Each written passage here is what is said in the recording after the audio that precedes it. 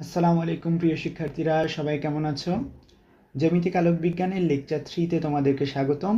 গত ক্লাসে আমরা প্রতিসরাঙ্ক নিয়ে আলোচনা করেছিলাম এবং সেই সংক্রান্ত কিছু ম্যাথও দেখেছিলাম। তো সেই ধারাবাহিকতায় আজকে আমরা সংকট কোণ এবং পূর্ণ অভ্যন্তরীণ প্রতিফলন নিয়ে আলোচনা করব। তো সংকট কোণ বলতে কি বোঝায় সেটা আগে আমরা বুঝি। সংজ্ঞাটা দেখার আগে আমরা নিজে বোঝার চেষ্টা করি। দেখো, এখানে দুইটা মাধ্যম আছে, একটা হলো ধরো বায়ু মাধ্যম, হালকা মাধ্যম, আরেকটা হলো পানি, সেই তুলনায় ঘন মাধ্যম। এখন আলোক রশ্মিটা ঘন মাধ্যম থেকে কোথায় যাচ্ছে? হালকা মাধ্যমে যাচ্ছে। আমি যদি আলোক রশ্মিটাকে ধরো এই দিক থেকে নিক্ষেপ করতাম, এভাবে নিক্ষেপ করতাম, তাহলে দেখা যাচ্ছে যে এই দিকে চলে গেছে। তাহলে এটা আমাদের আপতন কোণ, আর এটা কি আমাদের প্রতিসরণ কোণ। ঘন মাধ্যম থেকে হালকা মাধ্যমে প্রবেশ করলে আমরা জানি অবিলম্ব থেকে দূরে সরে যায়। তাহলে দেখো, আপতন কোণ থেকে, মানে এটা ঘন মাধ্যমে যে আপতন কোণটা তৈরি করছে, হালকা মাধ্যমে প্রতিসরণ কোণটা কি বেশি না? অবিলম্ব থেকে বেশি দূরে চলে গেছে। তাহলে বোঝা গেল এই যে আমাদের আপতন কোণটা যেটা ঘন মাধ্যমে আছে, এবার সেটা থেকে প্রতিসরণ কোণটা অবশ্যই সবসময় বেশি হবে যদি আলোক রশ্মি ঘন মাধ্যম থেকে কোথায় যায়? হালকা মাধ্যমে। এখন আমি যদি এই থিটার ভ্যালুটা বাড়াই, মানে এই আয়ের ভ্যালুটা বাড়াই, তাহলে এখানে আর এর ভ্যালুটা বাড়বে না?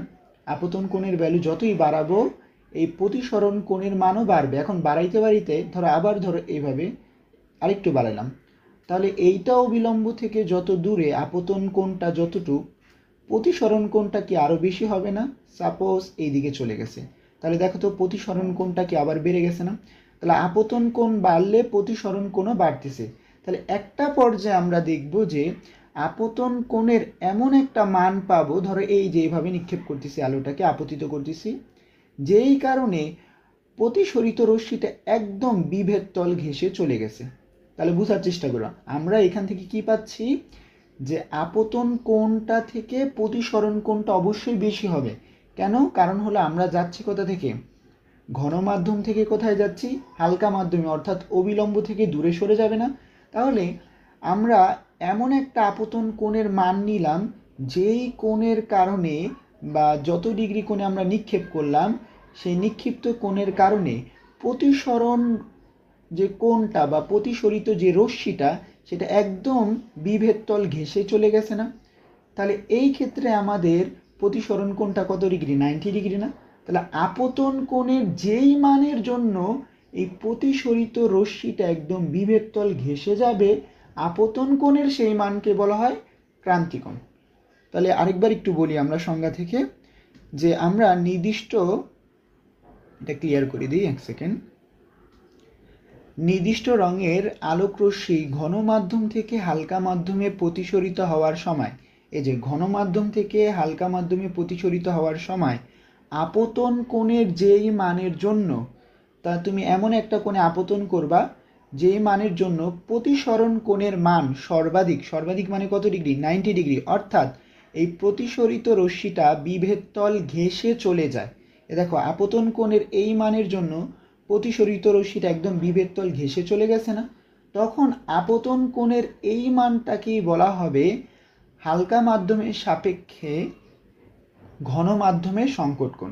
তাহলে এখানে সংকট কোণের মিনিংটা বুঝলাম। তাহলে সংকট কোণ মূলত একটা আপতন কোণ, তবে বিশেষ ধরনের আপতন কোণ, যেই আপতন কোণের কারণে আমরা প্রতিসরণ কোণটা কত ডিগ্রি পাবো? 90 ডিগ্রি পাবো। তাহলে মনে থাকবে আমাদের। এরপরে দেখো, আমরা প্রতিসরাঙ্কের সূত্র গত ক্লাসে দেখেছি যে আপতন কোণ এবং প্রতিসরণ কোণের মধ্যে সম্পর্কটা কি। আমরা জানি, ধরো এটা দ্বিতীয় মাধ্যম 2, আর এটা হলো প্রথম মাধ্যম ধরো 1। তাহলে আমি এখানে আইডেন্টিফাই করে দিই তোমাদের জন্য। এটা হলো আমাদের 1 নাম্বার মাধ্যম, আর এটা হলো আমাদের 2 নাম্বার মাধ্যম। তাহলে আলোক রশ্মিটা যাচ্ছে কোথা থেকে? 2 থেকে 1-এ যাচ্ছে না? তাহলে আলোক রশ্মি যাচ্ছে 2 নাম্বার মাধ্যম থেকে 1 নাম্বারে। তাহলে সূত্রটা কি হবে? 2μ1, যে দ্বিতীয় মাধ্যম থেকে আলোটা কোথায় যাচ্ছে? প্রথম মাধ্যমে। তাহলে সূত্র কি হবে? সাইন অফ আপতন কোণ। এই যে আমাদের মাধ্যমটা, এই মাধ্যমে আপতন কোণটা কত? থিটা সি না? ক্রিটিক্যাল অ্যাঙ্গেল বা ক্রান্তি কোণ, এটার ইংলিশ শব্দ ক্রিটিক্যাল অ্যাঙ্গেল থেকে এটাকে আমরা থিটা সি দ্বারা প্রকাশ করব। এটাও আপতন কোণই, তবে স্পেশাল, এজন্য আলাদাভাবে প্রকাশ করতেছি। তাহলে আমরা সূত্র কি জানি প্রতিসরণাঙ্কের, যে 2μ1 ইকুয়াল কি হবে সাইন অফ আপতন কোণ ডিভাইডেড বাই সাইন অফ প্রতিসরণ কোণ। অথবা যদি আমরা পরম প্রতিসরণাঙ্কের মাধ্যমে লিখতে চাই তাহলে কি লিখব, আগে আসবে কি দ্বিতীয়টা না, যেই মাধ্যমে যাচ্ছে সেটা। তাহলে যাচ্ছে কি 1 নম্বর মাধ্যমে, তাহলে 1 নম্বর মাধ্যমের পরম প্রতিসরণাঙ্ক ডিভাইডেড বাই 2 নম্বর মাধ্যমের পরম প্রতিসরণাঙ্ক। এখন দেখা যাক আমরা এই আপতন কোণটাকে কি স্পেশালি কি ধারা প্রকাশ করছি, থিটা সি, কারণ এই কোণটা হলো সংকট কোণ। এই কোণের কারণে প্রতিসরণ কোণ কত ডিগ্রি হয়েছে, 90 ডিগ্রি। আর প্রতিসরণ কোণটা কত ডিগ্রি, 90 ডিগ্রি। কারণ এইটা আপতন কোণ সংকট কোণ নেওয়ার মানেই হলো প্রতিসরিত রশ্মিটা অবশ্যই 90 ডিগ্রি কোণে চলে গেছে, তাহলে এটা 90 ডিগ্রি। μ1 বা μ2 থাকলো, যে প্রথম মাধ্যমের প্রতিসরণাঙ্ক দ্বিতীয় মাধ্যমের প্রতিসরণাঙ্ক। এখানে প্রথম মাধ্যম বলতে আমি কি বোঝাচ্ছি, যে মাধ্যমে আলো যাচ্ছে। তাহলে সহজভাবে তুমি এটা মনে রাখো, উপরে হবে যেই মাধ্যমে আলো যাচ্ছে, নিচে হবে যেই মাধ্যম থেকে আলো যাচ্ছে। এখন সাইন 90-র ভ্যালু আমরা জানি 1, তাহলে 1 হলে এখানে শুধু থাকবে কি সাইন থিটা সি, μ1 ভাগ μ2। তাহলে আমাদের টার্গেট হলো থিটা সিটাকে বের করা বা প্রতিসরণাঙ্কের সাথে এর একটা সম্পর্ক বের করা। দেখো এইটা হলো জেনারেল ইকুয়েশন আমাদের, যে সাইন থিটা সি, যে সংকট কোণের সাথে সাইন অপারেটর আমরা লিখব। এখন প্রতিসরণাঙ্কের সাথে তার সম্পর্কটা কি, আলোটা যাচ্ছে কোন মাধ্যমে, এই যে 1, কোন মাধ্যম থেকে যাচ্ছে 2, যেই মাধ্যমে যাবে তার পরম প্রতিসরণাঙ্ক উপরে লিখবা, আর যেই মাধ্যম থেকে যাবে তার প্রতিসরণাঙ্ক কোথায় লিখবা, নিচে। এখন বাই এনি চান্স যদি এমন হয় আলোটা ধরো পানি থেকে বায়ুতে যাচ্ছে, তাহলে এইটার ভ্যালু কত, যেই মাধ্যমে যাচ্ছে তার ভ্যালু কত স্যার 1 না, বায়ুর পরম প্রতিসরণাঙ্ক কত 1। তাহলে আমরা যদি যেই মাধ্যমে যাচ্ছে সেটা বায়ু হয়, তাহলে পরম প্রতিসরণাঙ্কের ভ্যালু কত 1 হবে।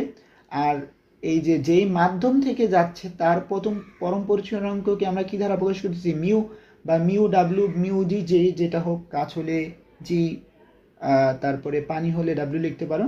তাহলে এটাকে যদি আমরা রিপ্লেস করি, এখানে ফর্মুলাটা এরকম হয় না, দেখো তো, এই উপরের ভ্যালুটা কত 1 আর নিচের ভ্যালুটাকে আমরা মিউ ধরলাম। তাহলে যেই মাধ্যমে যাবে সেটা কি হইতে হবে, বায়ু, তাছাড়া তো 1 হবে না। তাহলে উপরে কত 1 আর নিচেরটাকে আমরা মিউ দ্বারা রিপ্রেজেন্ট করলাম, তাহলে 1 বাই মিউ ইকুয়াল কি সাইন থিটা সি। তাহলে মিউ ইকুয়াল কি 1 বাই সাইন থিটা সি। তাহলে আমরা সংকট কোণের সাথে প্রতিসরণাঙ্কের একটা সম্পর্ক দেখলাম। তাহলে অবশ্যই ফর্মুলাটার ব্যবহার মনে রাখতে হবে। ব্যবহারটা কি, আমরা প্রতিসরণাঙ্কটাকে যে লিখবো, এটা কোন মাধ্যমের, যেই মাধ্যম থেকে আলোটা যাচ্ছে, যেই মাধ্যম থেকে আলোটা যাচ্ছে।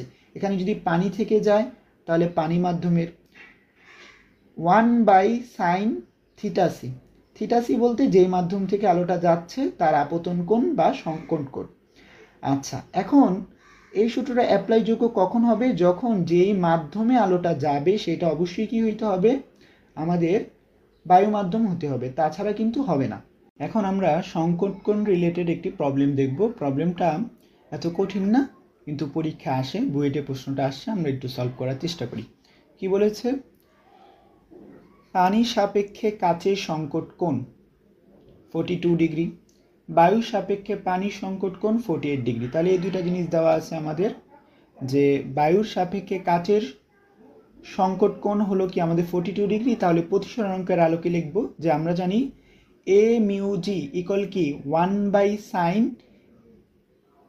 থিটা হবে। এখন থিটা যেহেতু এখানে আমরা সংকট কোণ নিয়েছি, কার সাপেক্ষে কার, যেহেতু যাচ্ছে কি বায়ুর সাপেক্ষে কাচের প্রতিসরণাঙ্ক, তাহলে এখানে হবে বায়ুর সাপেক্ষে কাচের সংকট কোণ। আচ্ছা, দ্বিতীয়ত কি দেওয়া আছে, বায়ুর সাপেক্ষে পানির সংকট কোণ। তাহলে আমরা সূত্র কি লিখব, বায়ুর সাপেক্ষে পানির প্রতিসরণাঙ্ক এ মিউ ডাব্লিউ ইকুয়াল কি 1 বাই বায়ু সাপেক্ষে পানির সংকট কোণ। এখন জানতে চাইছি কি আমাদের পানি সাপেক্ষে কাচের সংকট কোণ কত। আমরা যদি এটাকে লিখি, আমাদের কি এটা জানতে চাইছে না, যে সাইন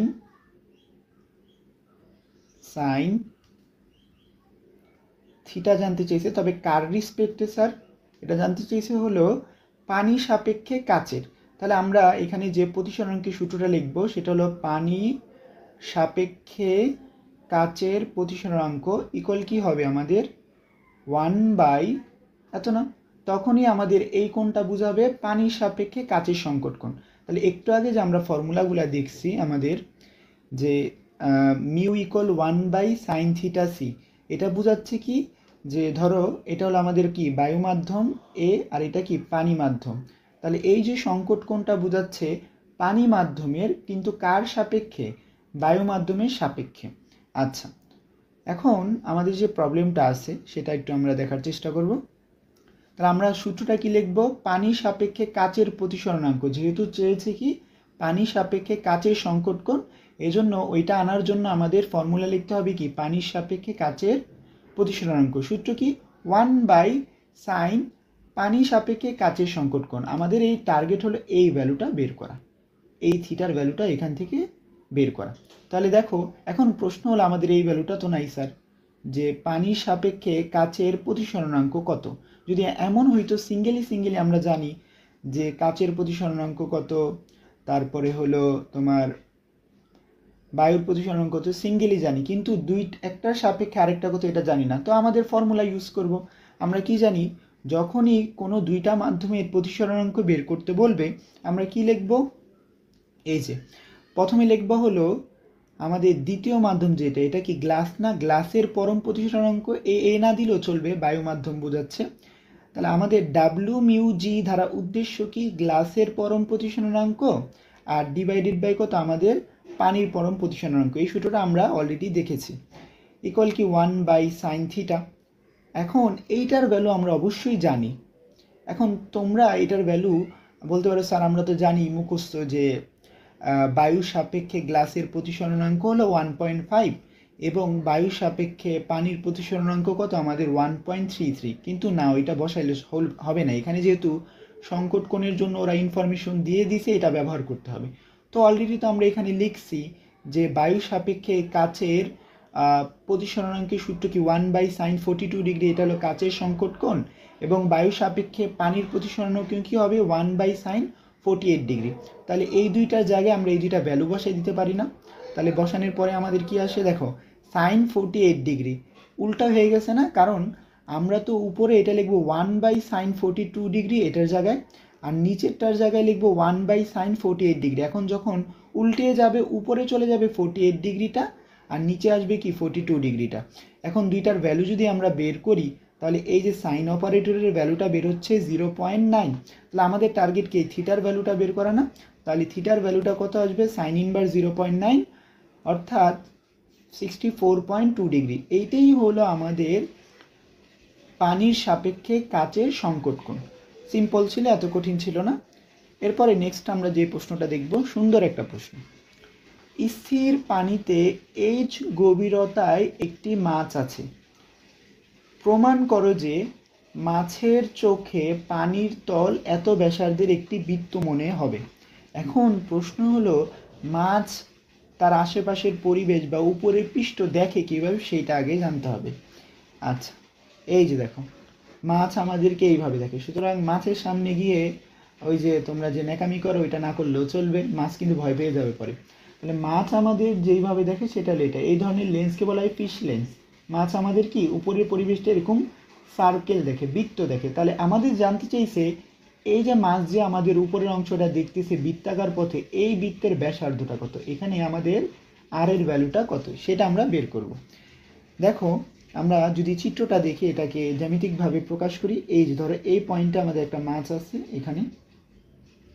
এখন প্রশ্ন হলো মাছের এখান থেকে তো আলোক রশ্মিগুলো আসতেছে পরিবেশ থেকে, আলোক রশ্মিগুলো এসে মাছের চোখে পড়বে। এখন সর্বোচ্চ কত ডিগ্রি কোণে আলোক রশ্মিগুলো পড়লে সেটা মাছের চোখে পড়বে? সেটা কত, 90 ডিগ্রি কোণে না? এর থেকে তো বেশি হলে তো নিচেই চলে যাবে। এ ধরো এটা আমাদের অবিলম্ব যদি চিন্তা করি, এটা যদি অবিলম্ব চিন্তা করি, এটা হলো আমাদের কি দুইটা তলকে আলাদা করেছে। এখন এইভাবে যদি পড়ে তাও মাছের চোখে এক পর্যায়ে যাবে, এভাবে পড়লে যাবে। যদি কোণটা বড় করি সর্বোচ্চ কত ডিগ্রি কোণে যেতে পারে আমাদের? 90 ডিগ্রি কোণে না? এই যে দেখো এখানে কি বলছে, মাছের চোখে পৌঁছাবে পানির উপরের সব আলো। এই যে পানির উপরের যে আলোগুলো আছে না, এই পানির উপরের সব আলোগুলাই কি আমাদের মাছের চোখে পৌঁছাবে। সেক্ষেত্রে সর্বোচ্চ 90 ডিগ্রি কোণের আপতন কোণের জন্য বায়ু মাধ্যম থেকে আলো মাছের চোখে পৌঁছাবে। তাহলে ম্যাক্সিমাম এই যে 90 ডিগ্রি কোণে যদি যায়, অবিলম্বের সাথে কত ডিগ্রি কোণে, 90 ডিগ্রি কোণে যে আলোটা যাবে সেই আলোটা আমাদের মাছের চোখে পৌঁছাতে পারে। এইভাবে যদি যায় তাহলে তো সেই ক্ষেত্রে তো সে আর এই পরিবেশটা দেখতেছে না, সেটা তো আর প্রতিসরণ ঘটতেছে না, প্রতিফলন ঘটবে মাছের জন্য আর কি। যাই হোক, তা আমরা এখান থেকে আমাদের টার্গেট হলে এই যে এই পথটা যে সে বৃত্তাকার দেখতেছে, সার্কুলার দেখতেছে, এই সার্কেলের ব্যাসার্ধটা আমাদের জানতে চেয়েছে। এই সার্কেলের ব্যাসার্ধটাকে আমরা কি দ্বারা প্রকাশ করেছি, আর দ্বারা। আর মাছটা কত গভীরতা আছে আমাদের, এইচ গভীরতা। এখন একটা বিষয় চিন্তা করো, আমরা এখানে কি বলেছি যে মাছ সর্বোচ্চ কত ডিগ্রি কোণের আসা আলো দেখতে পারবে, 90 ডিগ্রি কোণের না। তাহলে উল্টাভাবে যদি আমরা চিন্তা করি, আমরা যদি চিত্রটা উল্টাভাবে চিন্তা করি, দেখো তো, যেহেতু এই যে এটা হলো আপতন কোণ, এই রশ্মিটা মাছে পড়তেছে, তাহলে এখান থেকে চিন্তা করলে আপতন কোণ 90 ডিগ্রি, আর এটা হলো প্রতিসরণ, আমাদের প্রতিসরণ কোণ। এখন যদি আমরা অন্যভাবে চিন্তা করি যে আলোটা ধরো উল্টাভাবে যাচ্ছে, এই দিক থেকে যাচ্ছে, তাহলে এই দিক থেকে যাচ্ছে, এদিকে চলে যাচ্ছে, এটা হলো আমাদের কি, যেহেতু 90 ডিগ্রি কোণে যাচ্ছে, তাহলে এই যে আমাদের কোণটা অবিলম্বের সাথে মাছের যে চোখের আমাদের কোণটা অবিলম্বের সাথে আলোকরশ্মির, সেই কোণটাকে আমরা কি সংকট কোণ বলতে পারি না? দেখো, প্রথমত আলো আসছে কোথা থেকে, এই পয়েন্ট থেকে পড়তেছে, মাছের চোখে যাচ্ছে। মানে আমরা ম্যাথটা করার জন্য উল্টাভাবে চিন্তা করব। যদি আলোকরশ্মিগুলো এইখান থেকে যায়, পৃষ্ঠ বরাবর চলে যায়, তাহলে প্রতিসরণ কোণের 90 ডিগ্রি না? তাহলে প্রতিসরণ কোণ 90 ডিগ্রি হলে এই কোণটাকে আমরা যদি আপতন কোণের মতো চিন্তা করি, সেটাকে কি সংকট কোণ বলবো না? আলো আসতেছে আমাদের বায়ু থেকে পানিতে যাচ্ছে, সর্বোচ্চ কত ডিগ্রি কোণে যাচ্ছে অবিলম্বের সাথে, 90 ডিগ্রি কোণে। 90 ডিগ্রি কোণে যে এখানে আমাদের প্রতিসরিত হচ্ছে, সেই প্রতিসরণ কোণটা এই যে এটা। এখন যদি উল্টাভাবে চিন্তা করি ম্যাথ সলভ করার জন্য, আলো যদি এই দিক থেকে যায়, তল বরাবর চলে গেছে, তখন এইটা হবে কি আপতন কোণ, আর এটা হবে কি প্রতিসরিত রশ্মি না? তাহলে আপতন কোণের এই মানের জন্য, থিটা সি মানের জন্য এই রশ্মিটা কি আমাদের একদম বিভেদ বরাবর চলে গেছে না? তখন এই আপতন কোণটাকে আমরা কি বলবো স্যার, সংকট কোণ বলবো। তাহলে আমরা যদি এখন হিসাব নিকাশ করি ম্যাথটা, ব্যাসার্ধ বের করবে, এখন আর এখানে তেমন কিছু তোমাদের কষ্ট করতে হবে না, আমরা প্রতিসরণাঙ্কের সূত্রটা ব্যবহার করব। দেখো, প্রতিসরণাঙ্কের সূত্রটা কি আমরা জানি 1/sin θc। যদি আমরা সংকট কোণের সাপেক্ষে বলি, যেহেতু এখানে সংকট কোণ উৎপন্ন হয়েছে, আপতন কোণটা কি সংকট কোণ। এখন এই প্রতিসরণাঙ্কটা কিসের, অবশ্যই আমাদের পানি মাধ্যমের। আচ্ছা, এখন আমাদের টার্গেট কি, টার্গেট হলো আর এর ভ্যালু বের করা উইথ রেসপেক্ট টু মিউ আছে, এইচ আছে। তাহলে বোঝা গেলে এটা ঠিক রাখবো, সাইনকে আমরা ক্যালকুলেশন করব। দেখো, এটা হলো আমাদের কি ব্যাসার্ধ, এই কোণটা হলো থিটা, এটা হলো গভীরতা, যত গভীরতা মাছ আছে।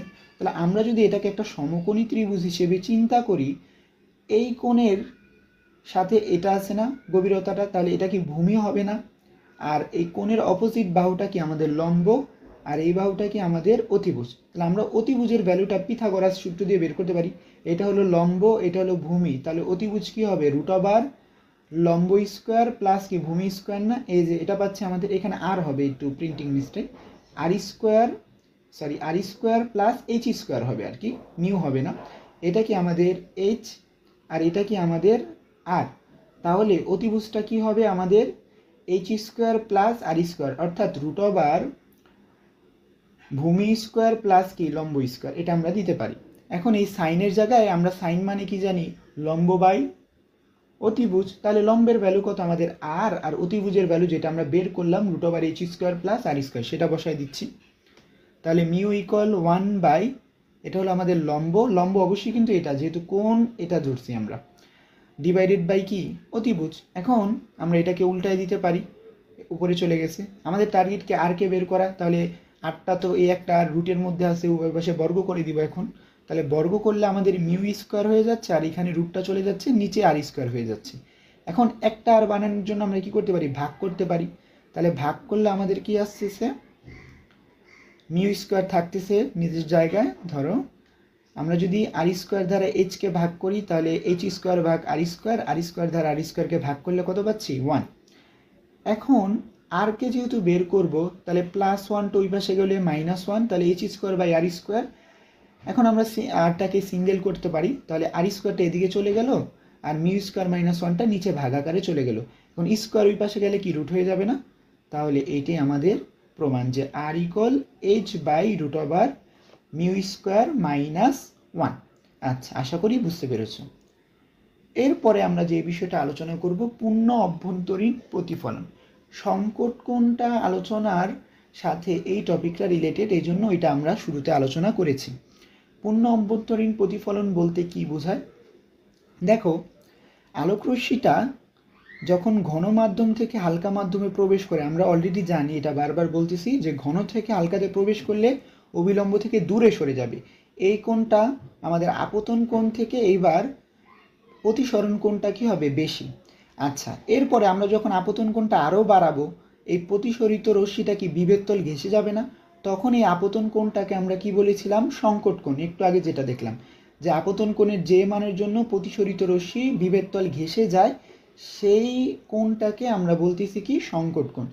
এখন প্রশ্ন হলো, সংকট কোণের চেয়েও যদি বেশি কোণে আপতিত করি তাহলে কি ঘটনা ঘটবে? এই যে দেখো, আমাদের থিটা সি মানে আপতন কোণ আর সংকট কোণটা সমান হলে বিভেদ তল ঘেঁষে যাচ্ছে, কিন্তু যদি আমাদের আয়ের ভ্যালুটা আরও বড় করি, আর একটু বাঁকা করে দিই, তাহলে এই রশ্মিটা, এই যে আপতন প্রতিসরিত রশ্মিটা, সেটা কি আবার নিচে চলে আসবে না? কারণ আমরা জানি শর্ত কি আমাদের, আপতন কোণ থেকে প্রতিসরণ কোণটা অবশ্যই বড় হবে যখন ঘন থেকে কোথায় যাওয়ার চেষ্টা করে? হালকা মাধ্যমে। তাহলে এখানে ঘন মাধ্যম থেকে হালকাতে যাওয়ার চেষ্টা করতেছে, তাহলে এই কোণটা যদি আরও বাড়িয়ে দিচ্ছি, রশ্মিটা কি নিচে চলে আসতেছে না? তাহলে এই ধরনের প্রতিফলনকে আমরা বলি পূর্ণ অভ্যন্তরীণ প্রতিফলন। আচ্ছা, টোটাল ইন্টারনাল রিফ্লেকশন, সম্পূর্ণ আলোটাই কোথায় চলে আসতেছে? আমাদের নিচে চলে আসতেছে। তাহলে সংজ্ঞাটা আমাদের কি বলতেছে? যখন আলোকরশ্মি ঘন মাধ্যম থেকে হালকা মাধ্যমে প্রবেশ করে, এই যে ঘন থেকে হালকাতে প্রবেশ করতেছে, এর আপতন কোণ সংকট কোণের চেয়ে বড় হয়। এই যে দেখো, আপতন কোণটা, এই আইটা সংকট কোণ থেকে কি বড় না? সংকট কোণ থেকে বড় হয় তখন আলোকরশ্মি প্রতিসরণের পরিবর্তে সম্পূর্ণরূপে প্রতিফলিত হয়ে আবার প্রথম মাধ্যমেই ফিরে আসে। এই যে আমাদের এখানে কি প্রতিসরণ ঘটতেছিল, কিন্তু এখন প্রতিসরণ না ঘটে সম্পূর্ণরূপে আবার প্রথম মাধ্যমে ফিরে আসছে না। এই ধরনের ঘটনাকে আমরা বলবো পূর্ণ অভ্যন্তরীণ প্রতিফলন। এখানে দেখো আই ইকুয়াল আর কেন বলছে? কারণ এইটা হলো ওই যে প্রতিফলনের যে আমাদের দ্বিতীয় সূত্র ছিল যে আপতন কোণ ইকুয়াল কি হবে? প্রতিসরণ কোণ। আচ্ছা, এখন তাহলে এই সংজ্ঞাটা থেকে কিন্তু আমরা দুইটা শর্ত পাই পূর্ণ অভ্যন্তরীণ প্রতিফলনের। কি কি? শর্ত নাম্বার 1, আলোকরশ্মিকে ঘন মাধ্যম থেকে হালকা মাধ্যমের বিভেদ তলে আপতিত হতে হবে। কারণ কি? দেখো, ঘন থেকে যদি হালকা মাধ্যমে না যায় তাহলে কি এই রশ্মিটা বেশি কোণ উৎপন্ন করবে? ঘন থেকে কেবল হালকাতে গেলেই তো অবিলম্ব থেকে দূরে সরে যায়। তাহলে আমরা যদি ঘন থেকে হালকাতে না যাই তাহলে তো এই ঘটনাটা ঘটবে না। হালকা থেকে ঘনতে গেলে তো তোমার উল্টা হবে, উল্টা ঘটনা ঘটবে কি? ওইটা আরও আমাদের অবিলম্বের দিকে সরে যাবে। তাহলে এইটা যদি তোমার হইতো, ধরো এটা আমাদের ঘন মাধ্যম হইতো, তাহলে ঘন থেকে হালকাতে যেহেতু যাচ্ছে তাহলে অবিলম্ব থেকে দূরে সরে যাচ্ছে না? এই যে, তাহলে পূর্ণ অভ্যন্তরীণ প্রতিফলন হওয়ার শর্ত কি? যে ঘন থেকে কোথায় যেতে হবে? হালকা। কিন্তু হালকা থেকে ঘনতে গেলে তো অবিলম্ব থেকে দূরে যায় না, উল্টো অবিলম্বের কাছে চলে যায়, এজন্য সেখানে পূর্ণ অভ্যন্তরীণ প্রতিফলন ঘটবে না। দ্বিতীয়ত, আপতন কোণ সংকট কোণের চেয়ে বড় হইতে হবে। দেখো, এই যে আপতন কোণ আমরা নর্মালি এটা নিলাম আই, সেটা সংকট কোণ থেকে ছোট। এক্ষেত্রে কি রশ্মিটা প্রথম মাধ্যমে ফিরে আসছে না, সে দ্বিতীয় মাধ্যমে চলে গেছে না, হালকা মাধ্যমে, তাহলে পূর্ণ অভ্যন্তরীণ প্রতিফলন ঘটেনি। আবার আপতন কোণটা সংকট কোণের সমান হলেও পূর্ণ অভ্যন্তরীণ প্রতিফলন ঘটেনি। কেবলমাত্র আপতন কোণটা যখন আরও বড় করি সংকট কোণ থেকে, তখনই রশ্মিটা প্রথম মাধ্যমে ফিরে আসবে না। তাহলে এই জন্য দ্বিতীয় শর্তের মধ্যে আমরা কি বলেছি? আপতন কোণ সংকট কোণের চেয়ে কি হইতে হবে? বড় হইতে হবে। তাহলে এই দুইটা শর্ত একটু কষ্ট করে মনে রাখবা। এখন পূর্ণ অভ্যন্তরীণ প্রতিফলনের দৃষ্টান্ত কোথায় এটা একটু দেখে রেখো। একটি স্মরণাঙ্ক রিলেটেড আরও কিছু ম্যাথ আমরা এখানে দেখব। কি বলছে ম্যাথটার মধ্যে? 1.62 প্রতিসরণাঙ্ক বিশিষ্ট একটি কাচের প্লেটে আলোকরশ্মি আপতিত হয়। আচ্ছা, ভালো কথা যে একটা কাচের প্লেটে আলোক রশ্মি আপতিত হচ্ছে, যদি প্রতিফলিত ও প্রতিসরিত রশ্মি একে অপরের সাথে লম্বভাবে অবস্থান করে। আচ্ছা, একটা চিত্র দেখি তাহলে আমাদের বুঝতে সুবিধা হবে। এই দেখো, এটা হলো আপতিত রশ্মি আর এটা হলো কি প্রতিফলিত রশ্মি। এখানে দেখো আপতিত রশ্মি, প্রতিসরিত রশ্মি, আবার একটা প্রতিফলিত রশ্মিও পাচ্ছি, কারণ এখানে তো পূর্ণ অভ্যন্তরীণ প্রতিফলন ঘটতেছে না। তাহলে যেহেতু পূর্ণ অভ্যন্তরীণ প্রতিফলন ঘটে নাই, এজন্য এখানে আমাদের কি প্রতিফলিতও থাকবে আবার প্রতিসরিতও থাকবে। যদি পূর্ণ অভ্যন্তরীণ প্রতিফলন ঘটতো তাহলে এই যে প্রতিসরিত রশ্মিটা আমরা পেতাম না। যাই হোক, কি বলছে যে প্রতিফলিত ও প্রতিসরিত রশ্মি একে অপরের সাথে লম্বভাবে অবস্থান করে। এই যে প্রতিফলিত রশ্মি কোনটা, আমাদের স্মল আর, এই কোনটা, এই রশ্মিটা। আর প্রতিসরিত রশ্মি কোনটা, এটা না, যেটা দ্বিতীয় মাধ্যমে চলে গেছে। এই দুইটা পরস্পর কত ডিগ্রি কোণ তৈরি করছে, 90 ডিগ্রি। এই যে মধ্যবর্তী কোণটা কত দেওয়া আছে আমাদের, 90 ডিগ্রি। আমাদের এখানে বলছে যে প্রতিফলিত রশ্মি আর এই প্রতিসরিত রশ্মি দুইটা পরস্পর কত ডিগ্রি কোণে আছে, 90 ডিগ্রি কোণে আছে। তবে আপতন কোণের মান কত? আপতন কোণ বলতে এই আয়ের ভ্যালুটা কত? সিম্পলি দেখো, আমাদের কি দেওয়া আছে, প্রতিসরাঙ্ক দেওয়া আছে না, প্রতিসরাঙ্ক দেওয়া আছে। কোন মাধ্যমের দেওয়া আছে, কাচ মাধ্যমের। তাহলে আমরা প্রতিসরাঙ্কের সূত্র কি জানি স্যার, সাইন অফ আপতন কোণ ডিভাইডেড বাই সাইন অফ প্রতিসরণ কোণ। তাহলে এখানে আপতন কোণটা কত আমাদের আই, আর প্রতিসরণ কোণটা কত আর। তাহলে দেখো, এটা পরে দেখি, আমরা আগে মেন জায়গা থেকে শুরু করব। এই যে দেখো, আমরা জানি কি মিউ ইকুয়াল কত, মিউ ইকুয়াল সাইন অফ আপতন কোণ। আপতন কোণটা আমাদের কত, i, divided by sine of প্রতিসরণ কোণ। প্রতিসরণ কোণটা কত, বড় হাতের আর, নিচে বড় হাতের আর হবে।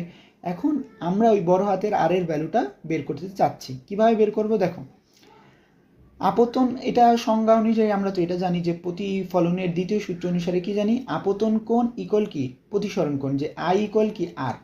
তা আমরা আপতন কোণ ইকুয়াল প্রতিফলন কোণ অনুসারে আই ইকুয়াল আর লিখতে পারি। এখন এখানে প্রতিসরণ কোণ বড় হাতের আর আমরা ধরে নিছি। এটা একটা বিষয় দেখো, আমি চাচ্ছি বড় হাতের আরটাকে ছোট হাতের আর দ্বারা রিপ্লেস করছে। কেন রিপ্লেস করব, কারণ ছোট হাতের আর আর এই যে আইটা, এই দুইটা কি সমান না? তাহলে আমরা এইখানে একটা সম্পর্ক তৈরি করতে পারবো। কিন্তু বড় আরটা রাখলে তো ছোট আই আর বড় আর এর মধ্যে তো কোনো রিলেশন নাই। এজন্য আমরা কি করব, এই বড় আরটাকে ছোট আর এর মাধ্যমে প্রকাশ করব, দেন ছোট আরটাকে আবার আয়ের মাধ্যমে প্রকাশ করব। কিভাবে দেখো তো, এটা তো লম্ব না, এটা তো আমাদের একটা সরলরেখা। তাহলে এই কোণটা, এই যে এদের যে কোণটা, টোটাল কোণটা কত, 180 ডিগ্রি না? এই রেখাটা, এই সরল রেখাটার যে টোটাল কোণটা কত ডিগ্রি, 180। তাহলে আমরা বলতে পারি এই চিত্র থেকে ছোট হাতের আর প্লাস 90 প্লাস বড় হাতের আর, এটা মিলে টোটাল কত ডিগ্রি হচ্ছে, 180 ডিগ্রি। আমাদের টার্গেট কি, বড় আরটাকে, প্রতিসরণ কোণটাকে বের করা। তাহলে এই 90 ডিগ্রিটা ওই পাশে বিয়োগ হয়ে যাচ্ছে, তাহলে 180 মাইনাস 90 ইকুয়াল 90 ডিগ্রি, আর ছোট হাতের আরটা বিয়োগ হয়ে যাচ্ছে।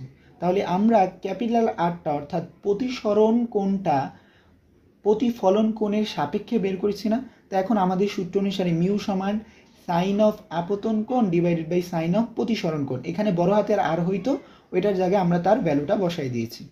এখন আমাদের টার্গেট কি, টার্গেট হলো আপতন কোণ অর্থাৎ আয়ের ভ্যালুটা বের করা। এখন এই পরের লাইনটা দেখো, সাইন যখন 90 ডিগ্রির বিজোড় আকারে ঘুরে, এখানে 90 ডিগ্রির সাথে কত আছে, 1, তাহলে সাইন হয়ে যাবে কি কস। আর এটা কোন চতুর্ভাগে পড়ে, প্রথম না? দেখো 90 ডিগ্রি, এই যে ধরো 90 ডিগ্রি মাইনাস সামথিং এই ঘরে চলে আসতেছে না? তো প্রথম চতুর্ভাগে তো সবাই পজিটিভ, এই জন্য চিহ্ন প্লাসই থাকবে। আর সাইন থেকে কস কেন হয়েছে, কারণ 90 ডিগ্রির সাথে মনে মনে এখানে কত আছে, 1, বিজোড় সংখ্যা। 90 ডিগ্রির সাথে বিজোড় সংখ্যা থাকলে অপারেটর কি হয়ে যায়, চেঞ্জ হয়ে যায়। এখন আমরা তো আয়ের ভ্যালু বের করব, তাহলে আর তো দরকার নেই। তো আমরা এখানে প্রথমেই বলে নিছি যে প্রতিফলনের দ্বিতীয় সূত্র অনুসারে আই ইকুয়াল কি আর, আপতন কোণ ইকুয়াল কি প্রতিফলন কোণ। তাহলে এই আর এর জায়গায় আমরা কি বসাইতে পারি, আই বসাইতে পারি না? তাহলে মিউ ইকুয়াল কি সাইন এই বাই কজ আই বলতে পারি। এখন সিম্পলি তোমরা জানো সাইন বাই কজ ইকুয়াল কি 10। তাহলে আমাদের মিউ ইকুয়াল কি বের হচ্ছে, 10 আই। তার টার্গেট কি, আপতন কোণ আই বের করা। তাহলে আই ইকুয়াল কি 10 ইনভার্স মিউ। সুতরাং মিউর ভ্যালুটা বসাই দিচ্ছি। আমাদের প্রতিসরণাঙ্ক দেওয়া আছে কাচ প্লেটের 1.62, কত ডিগ্রি আসছে আমাদের, 58.31 ডিগ্রি। তাহলে আপতন কোণ প্রতিসরণ কোণ উভয় কত? 58.31 ডিগ্রি। তুমি ইচ্ছা করলে এখান থেকে তাহলে প্রতিসরণ কোণটাও বের করতে পারো না, এটা বিয়োগ দিয়ে দাও, আর এর জায়গায় এই ভ্যালুটা বসাই দাও, যেহেতু আই আর আমাদের সেম, তাহলে 90 ডিগ্রি থেকে বিয়োগ দিলে তুমি ইচ্ছা করলে এই কোণটাও বের করতে পারবা। তো প্রশ্নটা অনেকভাবে থাকতে পারে। আচ্ছা, এরপরে আরেকটা প্রশ্ন দেখো প্রতিসরাঙ্ক রিলেটেড। একটি দাগের ওপর 3 সেন্টিমিটার পুরু একখণ্ড কাচ রাখা হলো। আচ্ছা, আমি একটা চিত্র এঁকে দিই। ধরো এটা একটা কাচ প্লেট, চিন্তা করো কাচ প্লেট আছে, এই কাচ প্লেটটা একটা দাগের ওপর রাখা হয়েছে। ধরো এই যে আমাদের একটা দাগ, সিম্পল একটা দাগ, এই কাচ প্লেটটা একটা দাগের উপর রাখা হয়েছে। এটা হলো আমাদের কাচ প্লেট। ধরো অন্য কালার দিচ্ছি। এই যে আমাদের কাচ প্লেটটা এই তল ঘেঁষে এই দাগটার উপর রাখা হয়েছে। আচ্ছা, এই দাগটার উপর রাখা হয়েছে, লাল দাগটার উপরে কাচ প্লেটটা, মানে একদম ঘেঁষে লাগানো। কি বলছে? 3 সেন্টিমিটার পুরো এক খণ্ড কাচ রাখা হলো। তাহলে এই দাগটা কাচ থেকে বা আমাদের থেকে বা কাচের থেকে কত নিচে? 3 সেন্টিমিটার না? যেহেতু আমাদের কাচের প্লেটের নিচে একদম দাগটা, তাহলে কাচের পুরুত্ব যেহেতু 3 সেন্টিমিটার, তাহলে প্রকৃতপক্ষে এই দাগটা কাছ থেকে কত দূরত্বে আছে? 3 সেন্টিমিটার গভীরে আছে। দাগের আপাত সরণ কত? আচ্ছা, এই যে আমাদের কাচ প্লেটের কারণে এখানে আলোক রশ্মিটার কি আমাদের প্রতিসরণ ঘটতেছে না? তো এই প্রতিসরণের কারণে আমরা এই দাগটাকে 3 সেন্টিমিটার নিচে দেখব না। প্রকৃতপক্ষে কি একদম কাচ প্লেটের যে পুরো অংশটা, এই যে 3 সেন্টিমিটার এই জায়গাটার এক্সাক্ট নিচে আছে না? কিন্তু এখানে প্রতিসরণ ঘটার কারণে আমাদের চোখে এটা 3 সেন্টিমিটার না, আর একটু বেশি নিচে মনে হতে পারে, বা আর একটু কম কাছাকাছি মনে হবে, যেহেতু আমাদের এখানে কাচ, আর একটু কাছাকাছি মনে হবে। প্রশ্ন হলো কতটুকু কাছে মনে হবে? দেখো, এটা আমরা প্রতিসরণাঙ্কের সূত্র থেকে বের করতে পারি। আমরা প্রতিসরণাঙ্কের সূত্রটা কি জানি? যেহেতু গ্লাসের ব্যাপারে বলা আছে মিউ জি ইকুয়াল কি? গভীরতা রিলেটেড। তোমাদের বলছিলাম না এই প্রবলেমটা আমরা একটু দেখব, যে এখানে প্রকৃতপক্ষে কত গভীরতা আছে? 3 সেন্টিমিটারে না? কিন্তু আপাত দৃষ্টিতে আমাদের নিকট এটার গভীরতা কত মনে হচ্ছে? ভি। তোমরা এই প্রবলেমটা ওই যে মাছের ক্ষেত্রেও করতে পারবা। দেখবে মাছ প্রকৃতপক্ষে এক গভীরতা আছে বাস্তবে, কিন্তু আমরা দেখতেছি অন্য গভীরতায়। তাহলে সেই ক্ষেত্রেও সেই প্রবলেমগুলো আমরা এই সূত্রটা দিয়ে সমাধান করতে পারি। তাহলে প্রকৃতপক্ষে কত সেন্টিমিটার নিচে আছে? 3 সেন্টিমিটার নিচে না? তাহলে আমরা কাচের প্রতিসরণাঙ্কের ভ্যালুটা জানি 1.5, প্রকৃত গভীরতা কত? 3 সেন্টিমিটার, আর আপাত গভীরতাকে ভি ধরেছি। তাহলে আপাত গভীরতাটা আমাদের কত আসতেছে? ভি এর ভ্যালু এখান থেকে ক্যালকুলেশন করে 2 সেন্টিমিটার না? তাহলে দেখো আমাদের প্রকৃতপক্ষে দাগটা ছিল কাছ থেকে 3 সেন্টিমিটার দূরে, কিন্তু আমাদের নিকট কি হচ্ছে? একটু সামনে মনে হচ্ছে না? কত সেন্টিমিটার সামনে মনে হচ্ছে? 2 সেন্টিমিটার। তাহলে দাগের সরণ ঘটছে কতটুকু আমাদের দৃষ্টিতে? আপাত সরণ কতটুকু? 1 সেন্টিমিটার, কারণ আগে ছিল 3 সেন্টিমিটারে, এখন আমাদের নিকট মনে হচ্ছে 2 সেন্টিমিটার। তাহলে সুতরাং দাগের আপাত সরণ কত? 3 - 2 = 1 সেন্টিমিটার। আচ্ছা, এই রিলেটেড ম্যাথগুলা তোমাদের ওই যে মাছের ক্ষেত্রেও আসে, তোমরা এইগুলো এখন পারবা। প্রকৃত বাই আপাত গভীরতা দিবা এবং মাধ্যমের প্রতিসরণাঙ্ক নিবা। আচ্ছা, আজকে আমাদের এই পর্যন্তই। আগামী ক্লাসে ইনশাল্লাহ আমরা ফরম্যাটের নীতি নিয়ে আলোচনা করব। সবাই একটু সাথে থেকো। আসসালামু আলাইকুম। যদি আজকে লেকচারে কোনো কিছু বুঝতে অসুবিধা হয় অবশ্যই তোমরা কমেন্টে আমাদেরকে জানাবে। সবাই ভালো থেকো।